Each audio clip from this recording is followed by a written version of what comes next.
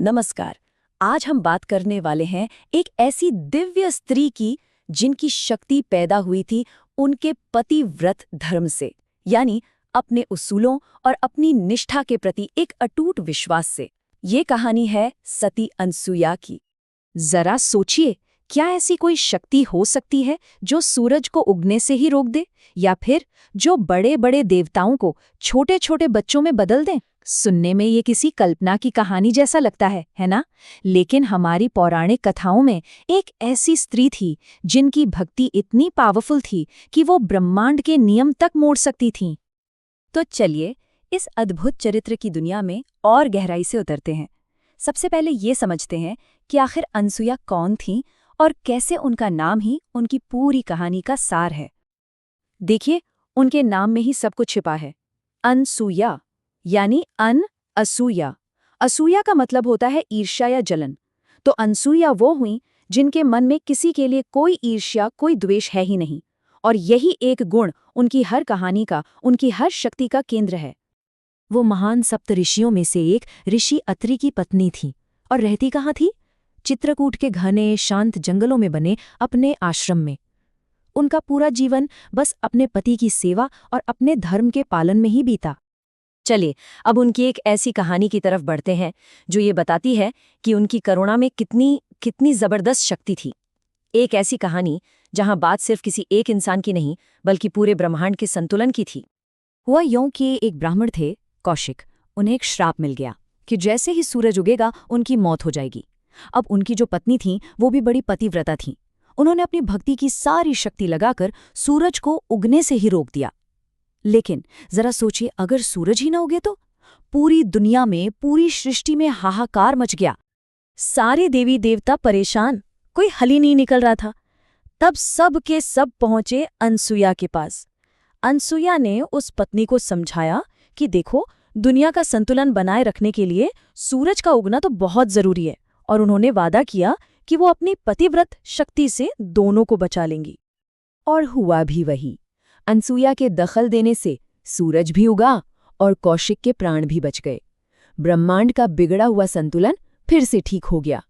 ये बात साबित करती है कि उनकी शक्ति कोई जादू टोना नहीं थी, बल्कि करुणा और धर्म के रास्ते पर चलने का नतीजा थी।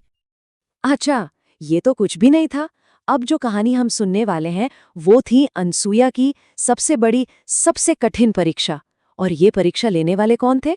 कोई और नहीं बल्कि खुद त्रिदेव, ब्रह्मा, विष्णु और महेश। हुआ ये कि अनसुया के पतिव्रत धर्म की चर्चा तीनों लोकों में होने लगी। तो त्रिदेव ने सोचा, चलो चलकर देखते हैं कि इस बात में कितनी सच्चाई है। और वो साधु का भेष बनाकर उनके आश्रम पहुंच गए। और पहुंचे भी तब जब ऋषि अत्रि आश्रम में नहीं थे। और वहां जाकर उन्होंने अनसुया के सामने एक ऐसी शर्त रख दी जो किसी भी पतिव्रता स्त्री के लिए सोचना भी पाप था। उन्होंने कहा, हम भिक्षा तो लेंगे, पर तभी जब आप हमें निर्वस्त्र होकर भोजन परोसेंगी। अब सोचिए अनसुया पर क्या बीती होगी।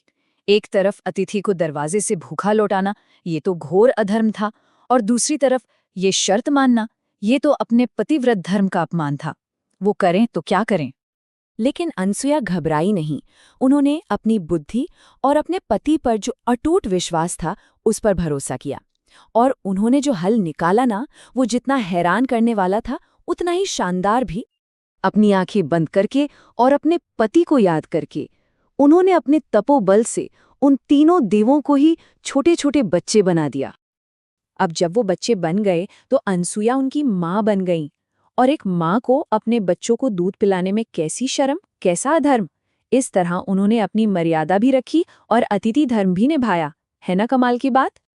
देखिए, अनसुया की पहचान सिर्फ उनकी शक्तियों से नहीं थी, वो एक बहुत बड़ी ज्ञानी और गुरु भी थी।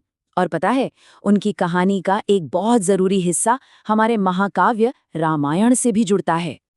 जब भगवान राम, माता सीता और लक्ष्मण जी वनवास पर थे तो चित्रकूट में वो खास तौर पर ऋषि अत्रि और सती अनसुया से मिलने उनके आश्रम गए थे। और इसी मुलाकात में सती अनसुया ने माता सीता को पतिव्रत धर्म के बारे में बहुत गहरे उपदेश दिए। उन्होंने समझाया कि एक पत्नी की असली ताकत क्या होती है।